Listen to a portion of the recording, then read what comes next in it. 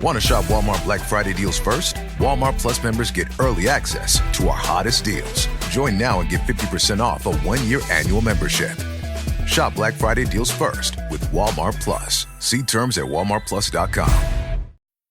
Move your career further, faster in just 2 days with a Harvard Professional and Executive Development Program. Advance your leadership skills, craft smarter business strategies, build your network, and transform how you work and think to keep your career moving forward. You'll earn a certificate and can add Harvard to your resume with Harvard Professional and Executive Development. Learn more at professional.dce.harvard.edu/Spotify.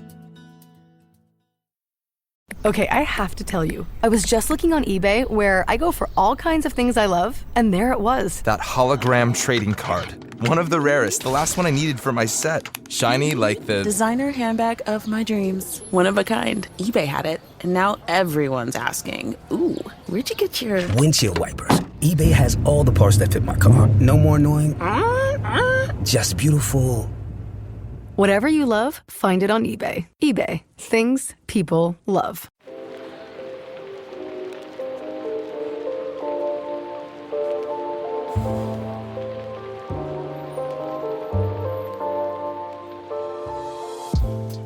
Welcome to Book Talk for Book Talk, a literary podcast where we deep dive into the writings of your favorite novels. This summer, we are hosting our Romantasy Edition of a book club while we prepare for our 15-part literary analysis of Sarah J. Maas's A House of Sky and Breath. This is Jac. And I'm Amy. And each week, we'll discuss one book from our Summer Book Club roster. By using our literary background, we'll provide our first blush analysis of each book, as well as discuss listener thoughts. This week, we are discussing The Hurricane Wars by Thea Guanzon. Well, I'm very excited to talk about this, nervous to talk about this, because this book is an adaptation of one of my favorite fan fictions that is technically a Star Wars, like deep Star Wars universe fan fiction. That's Rey and Kylo Ren, so Reylo. I have thoughts, and I will not be biased in my like or dislike of this book.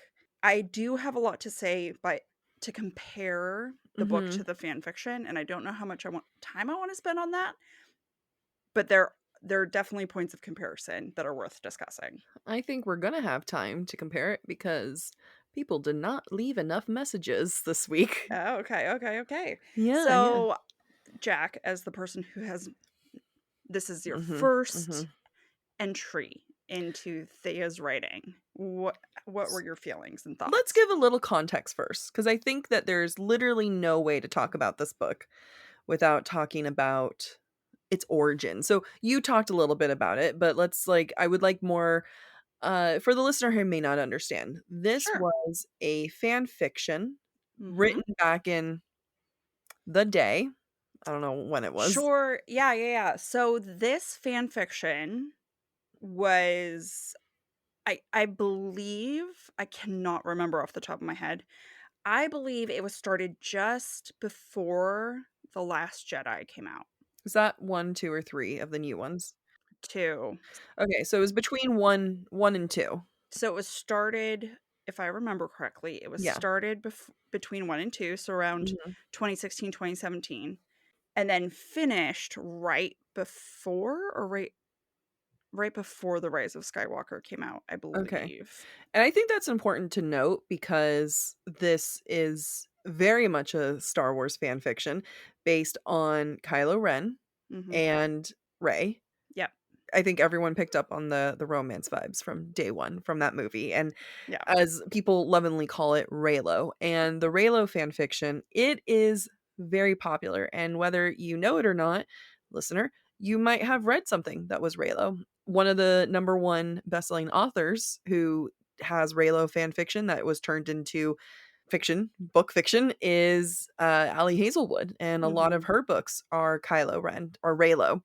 And there is a formula when it comes to fan fiction, because I feel like people aren't necessarily used to fan fiction. Like you and I are deep in it. You were a Star Wars / Harry Potter fan fiction person. I was still am. Both of us are. Like I love me some Draco Hermione fan fiction. I was really into Twilight fan fiction. So, like there's something about fan fiction that I'm trying to like explain, because like I know it's going to be hard because we're gonna have to explain as we go, but there's certain characteristics that are canon within fan fiction, but people may not pick up necessarily or understand. So like, What do you mean by characteristics? Draco in the fan fiction is not Draco in the movie, in the books. So there's like things that are developed within the fan fiction community. Sure.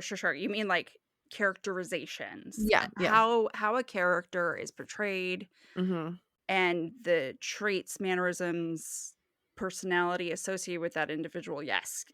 Yeah. There becomes a understanding of Yeah. what that looks like Yeah. in the fan fiction world for each character. Yeah, and so when we talk about, the Kylo Ren of it all, we may not be talking about Kylo Ren specifically if you've only ever seen the movies and you're like, Kylo doesn't do that. Think more broadly or more narrow in a different way. Like this is going to be a different type of Kylo, and I don't have to have read a lot of fan fiction to pick up the fan fiction mannerisms and stuff, where I was like, I haven't read the Kylo Ren, the Reylo fanfics, but there was some, maybe I'll remember it as we talk, but there were some moments where I was like, that's a fanfic. I can tell that's a fanfic thing. Okay. I have not read the fanfiction in its in entirety. I did start it, and and it's been forever since I went in it. Before I get into the comparison, I will say the first note I wrote is, holy prose, Batman. That's fair. That is fair. It was an interesting moment it was an interesting read, and I think it's going to be really good for us to speak on this book from a more critical lens, because there is no doubt that Thea is talented in what she can do. Mm-hmm. Thea her descriptions are very beautiful. Like she knows how to write a scenery. She knows how to do all these things. The translation between fan fiction to original concept is, I'm going to just say it off the bat, it didn't land completely. Okay. And it was hard because there was so much of it that was just like, let's start with the world building of it all, because this is a Star Wars fan fiction, and it was like she picked up and said, okay, this is now going to be a fantasy book. And then she just kind of added dragons to it, and then was like, here we are, it's fantasy now. I was talking about this with Randall, our friend, and I was like telling him about it, and he was like, well, there's dragons in Star Wars too. And I was like, we can't get into that, I don't know what those are. But it was very much like I could not pin down this world other than the Star Wars of it all. So as someone who loves this fan fiction, who knows Star Wars, Star Wars very well. Like I love all my nerdy friends. You guys are the biggest geeks in the world, and I love you guys for it. But like, if I want to ask a Star Wars question, you guys are it. So how was it for you reading this, knowing so much about Star Wars, and yet trying to separate the two worlds? Did you feel like there was a big enough distinction between the two?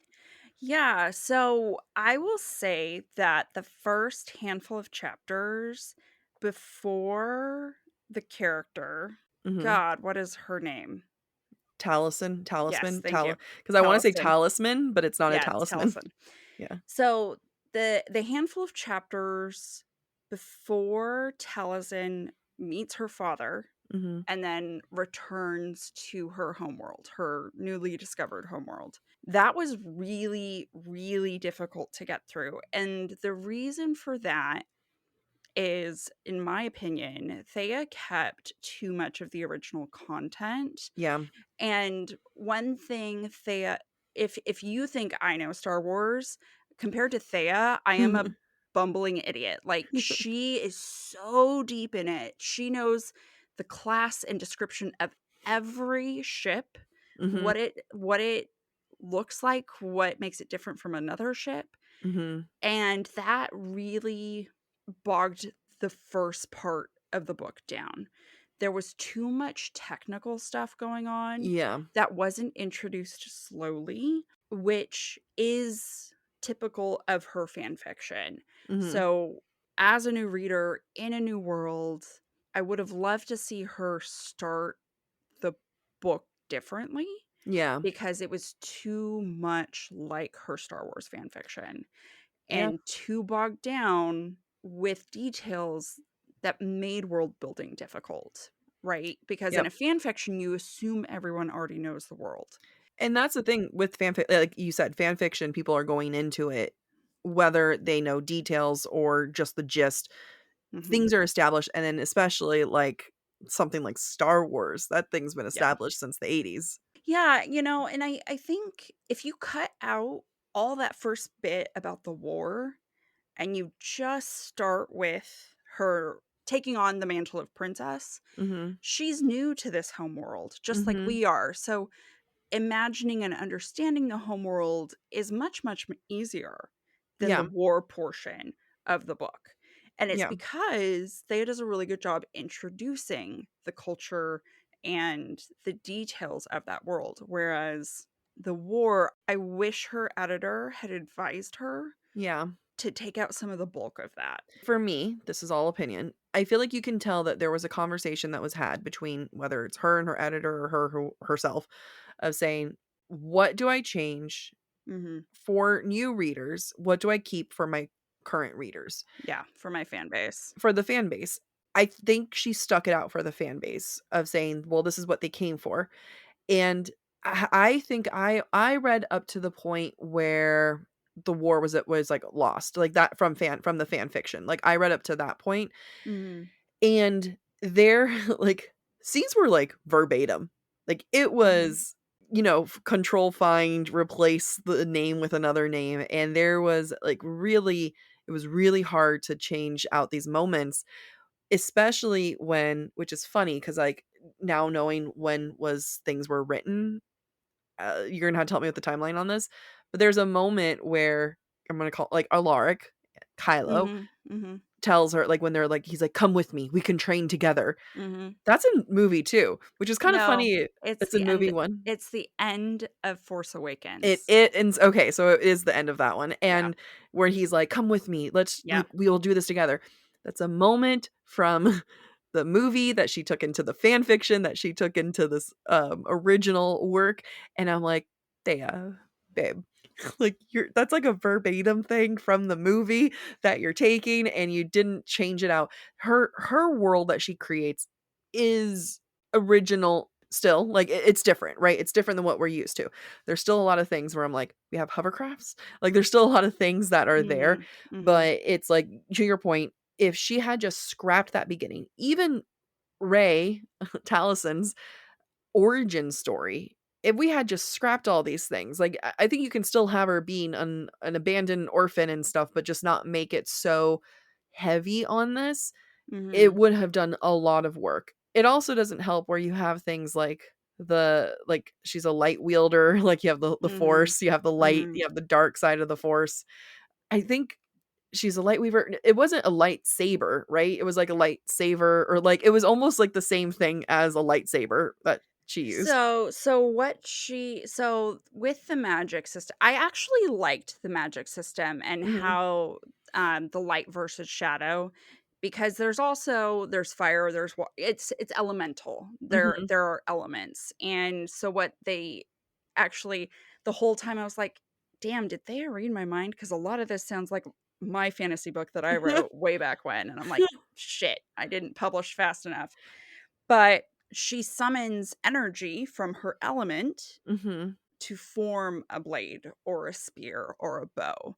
So it's you use energy, you access the elemental energy through a tear in the aether. Seriously, also what I have written, which was so frustrating for me. Through a tear in the aether and your ability to summon that energy, you're able to wield it in material form. So that's why Alaric is able he's so adept at shadow wielding. Yeah. He's able to switch weapons so quickly because he has practice wielding his shadow magics, Yeah. basically, into different forms. I want you to know I tried to pay attention to this book as hard as I possibly could. I went back and repeated chapters so that I could figure out what the hell was going on. What you said was not what I read. Like, Okay. Okay. it's I will say we didn't read, we did the audiobook, so I just want to Yeah. like clarify that. I think you can still do it because I don't think anyone's going to walk away with understanding the magic system that you just explained. It is very elaborate. I understood some of it. I kind of understand, like, she's, like, she's pulling things from the environment, but at the same time, she's trying to go to, like, commune with the temple thingy, Yes. and then there's birds that, like, block out your power. Yes. So the temple that she goes to at the start of the novel and at the end of the novel is the only temple where there is a tear in the aether that allows access to light magic, and it's the only one on the entire world. And that is why she's kind of a novice at Yeah. what she does, is because hasn't been able to learn from another light wielder, and B, the access to the magic is so limited. So, does that mean that, like, there's more tears to the dark Yeah. side? Yeah. Okay, and that's why he can pull his magic Mhm. more. See, that sounds like a great book. I wish that was what was written because, like, I'm telling you, that's not what I walked away with. And I think it's gonna come back to where this conversation's gonna be all over the place, so I've accepted this. But part of the reason why I could not focus on anything, and nor even while she was explaining things, just say the damn thing, just say it. And the prose were just so heavy-handed on these, and Mm. it was like she can do a great job describing things. Very visual, very beautiful. So much. It was just like everything was could not nothing could be said simply. Like everything had to Mm. be delivered in the most like in a very grand way. And I know what I'm about to say is about to come off very harsh. So I'm sorry to just I hope she never listens to this. But I think that she wrote in the way that fan fiction is written.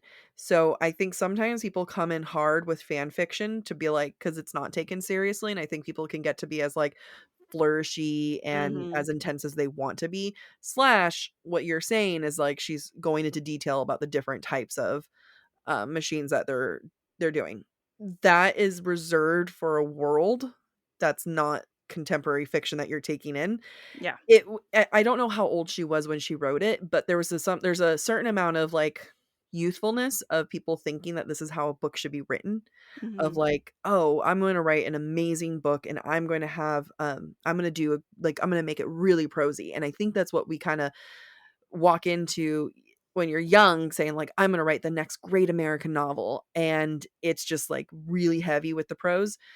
And what's hard about it is that she is good with them. So it's not like she's like going like writing these masterful prose and like that's not really masterful and it's shit.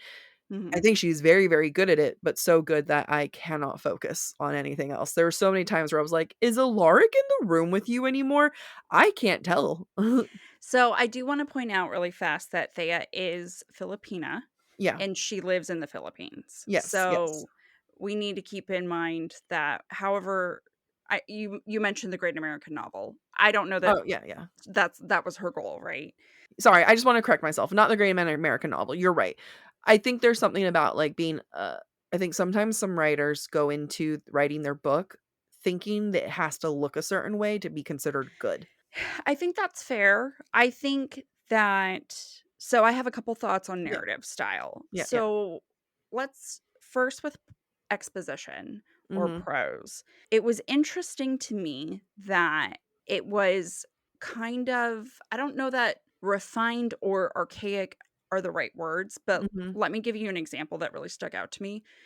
At one point, Taliesin is like using her magic Yeah, and it hits something thrice. So in the exposition, it said thrice instead of yeah. three times. And there were examples of that throughout the narrative style of that I think made it more refined because she's in a different world and she's Mhm. supposed to be a princess and she's learning etiquette and how to be a princess in a court. So I thought that was an interesting choice, and I actually didn't mind it. Yeah. And I think some of that heavy-handedness, I'm going to suppose some of the heavy-handedness is because of the setting that we're in. Nevertheless, I do remember this about the fan fiction, and, because the fan fiction was being published one chapter at a time, every other week or once a month, like, you kind of just didn't mind, because the more words there are, the longer you get to read this chapter before the next one publishes. You're consuming it in a totally different manner than you are a book. And that is very important to know. Yeah, it is. It is. And that's why maybe the writing feels more bogged down because of its original format. Now, that being said, Thea, as you mentioned, is extremely talented. I do wish she had allowed herself to take more liberties with the original text. Yeah. Instead of because this book, except for small bits and one particular arc, the majority of this is very, very much the same as the fan fiction. There's just maybe one sequence of scenes that's completely new. Maybe there's one scene that's transposed from later in the fan fiction to earlier in this novel. I noticed a little bit of changes, but there wasn't enough change for this to not be bogged down the way it was.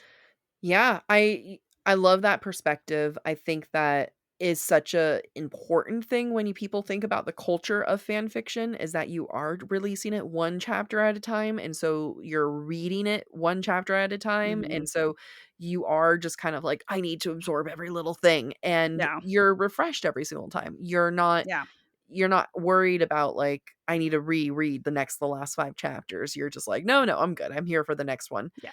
So that's a very good call out that you did, that you have there. It was hard, and I'm going to go into some of listener comments for the ones that did respond. Is this me shading it? Yes, listeners. And now a quick ad break. Fall has officially started here in Los Angeles, and that means we finally get to do fall activities. I have been counting down the days for when I can go to pumpkin patches, maybe even hit up an apple orchard, and I get to do all of it looking super cute in my Quince boyfriend sweater. This weather is perfect for my dark academia vibes, and I'm so excited to bust out my washable silk blouse because I'm going to be taking pictures. Quince is known for their Mongolian cashmere sweaters from $50. And that's not all. Quince has so many other amazing things on their website. All of those items are priced 50 to 80% less than similar brands. That includes leather jackets, cotton cardigans, soft denim. Like, my entire fall wardrobe is genuinely turning into Quince wardrobe. By partnering directly with top factories and cutting out the cost of the middleman, we get savings as the customer. One of my favorite parts about Quince is the fact that they only work with factories that use safe, ethical, and responsible manufacturing practices. And they still manage to get premium fabrics and finishes for that, luxury feeling for every item that they have. Get cozy in Quince's high-quality wardrobe essentials. Go to quince.com/booktalk for free shipping on your order and 365-day returns. That's Quince, QUINCE.com/booktalk, BOOKTALK, to get free shipping and 365-day returns. That's quince.com/booktalk. Move your career further, faster in just 2 days with a Harvard Professional and Executive Development Program. Advance your leadership skills, craft smarter business strategies, build your network, and transform how you work and think to keep your career moving forward. You'll earn a certificate and can add Harvard to your resume with Harvard Professional and Executive Development. Learn more at professional.dce.harvard.edu/Spotify. This episode is brought to you by Allstate. Some people just know they could save hundreds on car insurance by checking Allstate first. Like to check the date of the big game first before you accidentally buy tickets on your 20th wedding anniversary and have to spend the next 20 years of your marriage making up for it. Yeah, checking first is smart. So check Allstate first for a quote that could save you hundreds. You're in good hands with Allstate. Savings vary. Terms apply. Allstate Fire and Casualty Insurance Company and Affiliates. Northbrook, Illinois. A lot of people saying that it was a lot of info dumping, it felt very scattered. It felt someone said it felt like she picked letters from a scrabbled bag to figure out the names of things, which I'm like, Lark's a real name. Lark is a real name. But a lot of people are saying that it's a lot of info dumping. And that was one of the other things where, I mean, but like it's kind of hard because I really, really look forward to what other world Thea decides to make, because it was really hard to read this and not see Star Wars. And that was what a lot of people are saying here too, where it's like it kept reminding me of Star Wars. Then I realized it was a fan fiction.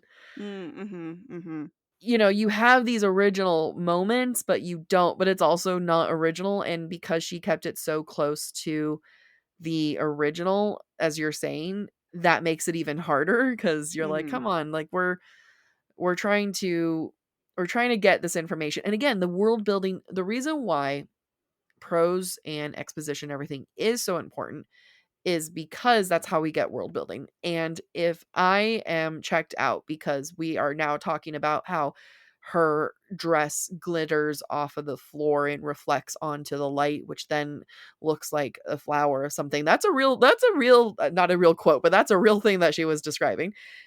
If we're busy thinking about that, then I'm not understanding the other things you're telling me in between the text then either. And that comes down to Thea trying to build an original world within an established world, and telling us what this world looks like, and her not having the experience of doing that before because she didn't have to. That's fair. That is, and that's a criticism of fan fiction, right? That people borrow worlds instead of building their own. And a framework for the world building was already in place for her. She just, as you mentioned, kind of replaced certain words with other words, and there you go. I do want to say, though, that I think what I really enjoyed about her world building is that I felt like I got to see elements of her Filipino culture and heritage, and she's a world traveler. And I saw those elements infused into the cultural experiences of the characters. And I thought that was really well done and unique, because oftentimes the fantasy worlds we're used to are based on Anglo-European experience rather than a more Asian slanted experience. So I appreciated that difference. I'm happy you brought that up, because her Filipino background, her having traveled background really came through, which is great. Like, I do love being able to see things from a non-Western Anglo lens. And I would have to like go back and figure out how I feel about this with like analyzing other books. I think when it comes to food, that was the one thing that I did get a little stuck on, because I think when it comes to like fantasy books in general, authors just kind of like skip it. You know what I mean? Like, you don't have to describe it. You just kind of say like potatoes and meat. You know what I mean? Like, you don't have to get into details there. And even Randall was telling me, like, if you think about like Star Wars, you have blue milk. It's milk. It's blue. It's different. Yeah. There were some of the foods that she was describing where I was like, okay, well, like now you're just straight describing like Filipino food from what I understand. And like some of the things where it was like soybean curds and glass rice noodles. And I'm like, well, this isn't, you're pulling dirt. Like now you brought in like real world things too heavy in here.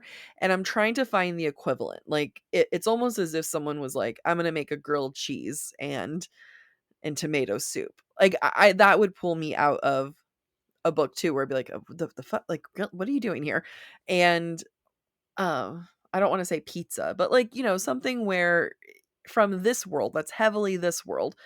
Now, there are aspects that I could tell that were like the style of dress, some of the things that they talk about. I think that's like great to have, really important to have. And because it was a choice too. Like, there's a reason why in fantasy they do not go into food descriptions. We talked about in A Court of Thorns and Roses series, we do talk about food quite a bit, but we don't, the food description was never like beyond like, it was really good meat and potatoes. Yeah, I feel differently about this Yeah, because yeah. I feel like it was grounding. I feel Okay. like the familiarity of the ingredients, talking about things like mango Yeah. and sweet bean curd and these things, at least for me, because I do have an Asian background, Yeah, yeah. for me it was like, oh, this is something I understand. Yeah. I'm having a hard time with the ships, and I'm having a hard time visualizing them as actual boats with masts and stuff, but they're in the sky. Yeah. However, I can get on board with mango and sticky rice. Like, I Yeah. can get on board with these things. So for me, it was more grounding Mhm. rather than taking me out of the world, because I felt like some other aspects of the world building were already pulling me out, and the Yeah, food brought me back in. and I think that it's like other things were pulling me out, so this was just another thing that pulled me out. So, Mhm. like both of our responses are responses from other things that were busy pulling us out. And you found the grounding moments, I found the like, why is there jackfruit here? Why am I here? Like those are, and to your point, like these are fruits and vegetables that I'm not used to. So, Mhm. would I have the same reaction if she pulled out a banana or an apple? Mhm. Good point. Yeah. Like Yeah. at one point Farrah does have an apple and I don't question it. Right. So, that's just my Anglo ass lenses. So Let's talk about, so we've had a lot of books that have had the sexy virgin trope. yeah. And this one is no different. However, Yep. one of my favorite aspects of this story is how they are both sexy virgins. Yeah. Both Taliesin and Alaric. Now, this is grounded in the fact that in Star Wars, Jedi Mhm. are selected at a young age and they have no physical relationships. So Mhm. Anakin, is the reason why he went to the dark side is because he He did all got the laid. things he was. He got laid and he was like, "Damn, I need to go back for some more. I can't have this just once. Sex is great, guys." So Alaric, or Kylo Ren, having been brought up as a Jedi, did never had sex. He Yeah. never had the opportunity for physical intimacy. And so we find ourselves with a male character Mhm. who is a virgin, who is physically touch starved Yeah, yeah. just as much as our heroine. And if nothing else about this book was appealing to you, I hope that this was. There were things that were appealing, and I did love that. I really appreciated that they were both virgins. I also appreciated that, like, it was described as, like, fumbling or teeth Mhm. clattering, like, Mhm. no one was really good at Mhm. this, like, right off the bat. It was like it was described as, like, instinct told him to, like, put his tongue in her mouth, you know what I mean? Like, Yeah, yeah. there were things that I can appreciate. There was moments where, like, he just kinda knew I don't think anyone taught him, "Hey, here's how you finger a girl," but he kinda knew, Mhm. like, "I want my fingers up in there." Yeah, So, yeah. and there's enough things that I'm sure he picked up as a soldier, right? That he listened to other people saying things. So Mhm. I'm sure he's not like, "What? There's an extra hole here?" or anything like that. Like, common sense, things that you Mhm. learn being, I'm sure, a soldier and at war. But not I really, really liked that he, like, came in her hand pretty quickly. Mhm. Mhm. Like, I was like, "There we go. Accurate description." Yeah, accurate reflection Yeah. of two people being physically intimate for the very first time and not Mhm. going all the way. I really, really, really Yes. appreciated that they did not go all the way. I agree. I thought the sex scene and all of it was handled very well. I think that it was great that he was willing to kind of be the more emotionally vulnerable one, like willing to stay in that little zone there. And, I'm going to dip into the whole like his gauntlets, the gloves. Mm-hmm. I love what they represented of the fact that it was like a clear showing that his father taught him that touch is dangerous because he doesn't want him to connect with anyone. I thought that was a great use of it. His emotional vulnerability, his emotional state, it all really reflected well into that sex scene. Like it Yeah. did it came to it, and it was just so true to character Mm-hmm. that it wasn't like he wasn't sitting there being like, "Your daddy's little girl, aren't you?" You know what I mean? Like, Oh my you God. know, but he I never want that. But I mean, he did say something like, he didn't come in there with like the straight up dirty talk. What he did say was like, my beautiful little wife, my beautiful wet little wife, right? Mm-hmm. Mm-hmm. It felt like it wasn't like, oh, he's suddenly a master of like dirty talk where it's like, where the hell did this come from? Like, why? Oh, Yeah. you're a virgin and you figured this out. No, he's like describing things like Yeah. she's wet. She's beautiful. She's little. Like, Yeah. And he's just like, yeah, that's I'm what I've been waiting describing. for. Yeah, I'm describing what's in front of me. Yeah. I don't know what else to give you here. Right. And he doesn't know whether or not she's going to be turned on by it. He's just so Yeah. turned on that he can't control what he's saying. Yeah, like he's just more of like amazed. He was like, Yeah. there's a girl in my room. I get to touch her boobs. Yeah. I can feel what her, like, how she feels around my fingers. Yeah, Like, he's like, wow. I touched a vagina. Well, Ah. and at one point he's like, he was so dazed and was like, he was so amazed by the fluttering of her walls around his fingers that he was just like, this was the best thing on the. Don't do it. I need my other hand. Stop. So for our listeners who are listening, Jack No, is they making, need yeah, go ahead, but somewhat describe it. Jack is making hand motions. If they want to see it, they can come to the YouTube on Friday. Okay, anyway, it's an inside joke and it makes me laugh every time and it's unfair. It is unfair. Stop it. Yeah, if you guys want to see it, you're going to have to come tune in on Friday for the YouTube video called Blackmail for listeners. It was like he was amazed. Like he was in awe that he had a hot girl in front of him. Like there was just kind of like that awe there. Yeah. And I felt like that was very true to men's first experience in my mind. Not a man. Don't know. But I think there's a certain amount of like boyishness about it. That's what it was. Yeah, and that's not something I've really ever seen done in other romance books. Yeah. Romantasy or otherwise. The male is always the one who's experienced, in control, knows what he wants and what he's doing. Even when they're inexperienced, they know what they're doing. Yes, exactly. So what I really appreciated about the Hurricane Wars, and I think what we'll see in future books, is the development of this individual's, Alaric's, own like sexual discovery. Yeah. Which we don't get to see a lot from the Yay. male perspective. Yeah.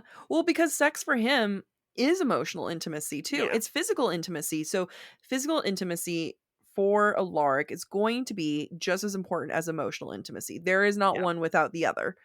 Yep. It is going to be like that is impossible. He's not going around like used to any kind of physical contact. Any physical contact is going to be an emotional one. So it makes sense that, if he wants to pursue sex and sexuality, like that's going to be pursuing his own emotional side of things too. Yes. I love that. It's great. Yeah. Another thing that, before I go into more about Alaric, I want to, do you have the chicken award? No, it's too far. I would like to give the award, the chicken award. Winner, chicken dinner. I would like to give winner, chicken dinner award to the Hurricane Wars for being the very first enemies to lovers book. Thank you. Now, genuine enemies to lovers. Genuine enemies to lovers.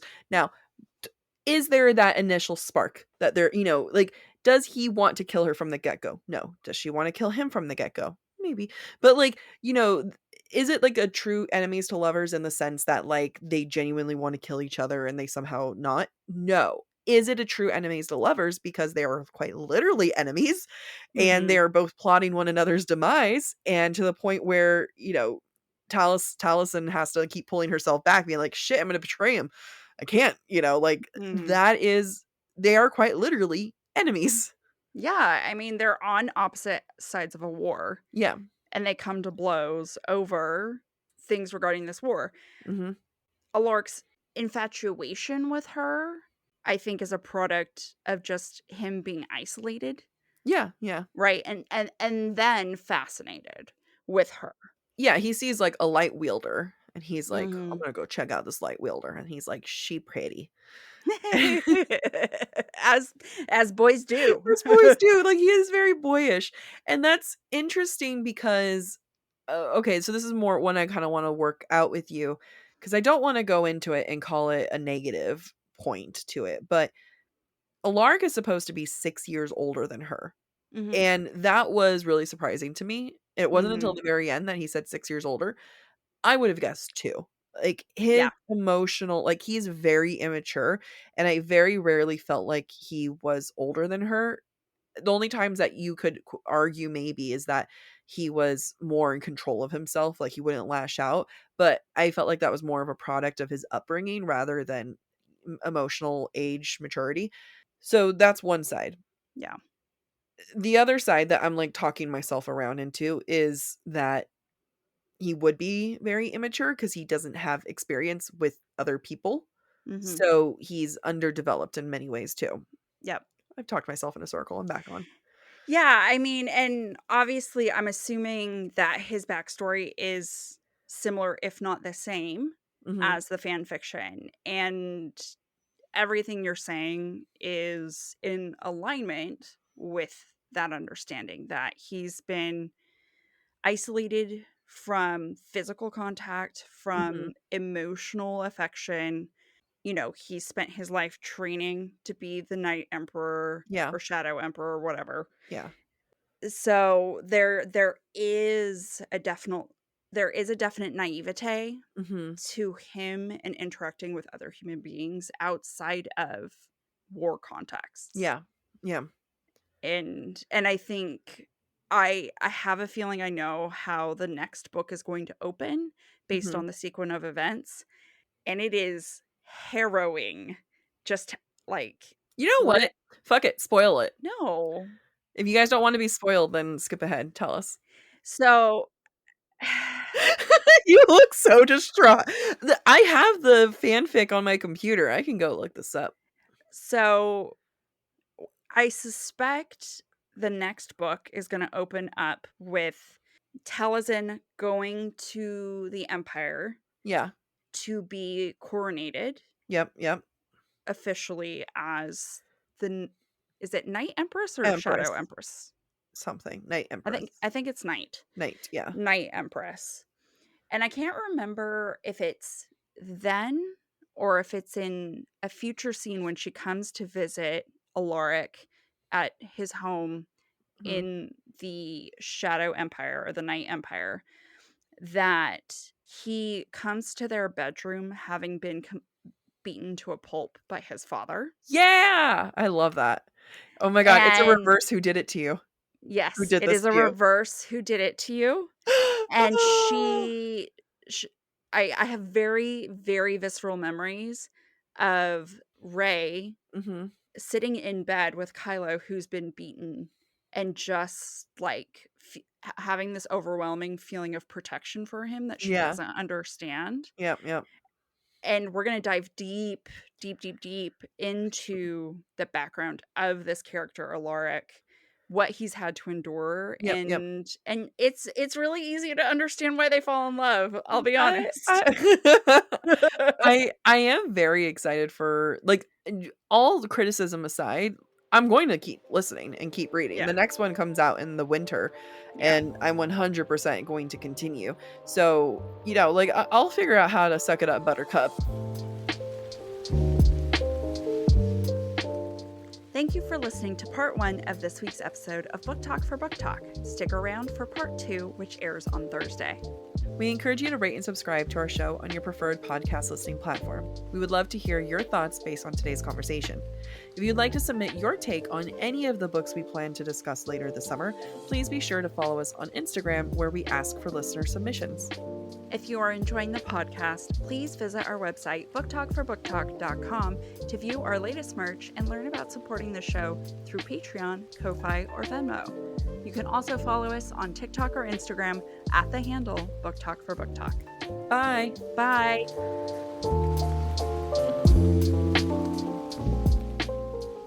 This is Jack. And sorry. It's every time. You do it every time. Because I have to scroll now. Yeah, but your name comes next. But I'm so busy being proud of myself that I forget to scroll down. And say your name. Yeah, okay. Good job. Thank you. Amy and I practiced this. We rehearsed it.